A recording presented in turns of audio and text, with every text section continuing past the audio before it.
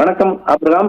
கர்நாடகா மாநிலம் பெங்களூருவில் அதிர்ச்சிகரமான இந்த சம்பவம் வருட கடைசியில் நடந்துள்ளதுன்னு கூறலாம். அதாவது வருட புத்தாண்டு கொண்டாட்டத்தையொட்டி போலீசார் பல்வேறு பகுதிகளில் தொடர்ந்து சோதனை நடத்தி கொண்டிருக்கின்றனர்.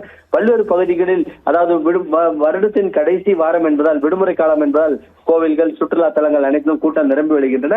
இதே நேரத்தில் போதைப் பொருள் கும்பலும் தங்கள் போதைப் பொருட்களை விற்பனை செய்வதற்காக பல்வேறு நடவடிக்கைகளை எடுத்து வருகிறது. குறிப்பாக புத்தாண்டு கொண்டாட்டத்தின் போது அதிக அளவு போதைப் பொருட்கள் நடமாட்டம் இருக்கும். அதனை தடுக்கவும் போலீசார் நடவடிக்கை எடுத்து வந்தனர். இந்த நிலையில் மராட்டிய மாநில போலீசார் கோலாப்பூர் பகுதியில் அதாவது கடந்த 21ஆம் தேதி அப்துல் காதர் ஷேக் என்ற போதைப் பொருள் விற்ற ஆசாமியை கைது செய்தனர்.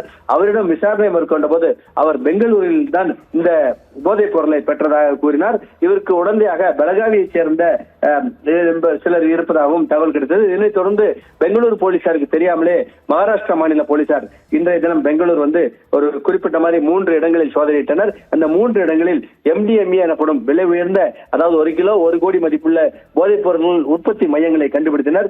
அதாவது இன்றைய தினம் 3 இடங்களில் 55 கிலோ எடையுள்ள இந்த போதைப் பொருளை பறிமுதல் செய்துள்ளனர். இதன் மதிப்பு 55 கோடி ஆகும் என்றும் போலீசார் தெரிவித்தனர். அதாவது அப்துல் காதர் ஷேக் என்பவர் கொடுத்த தகவலின் பேரில் இந்த சோதனை நடத்தப்பட்டது.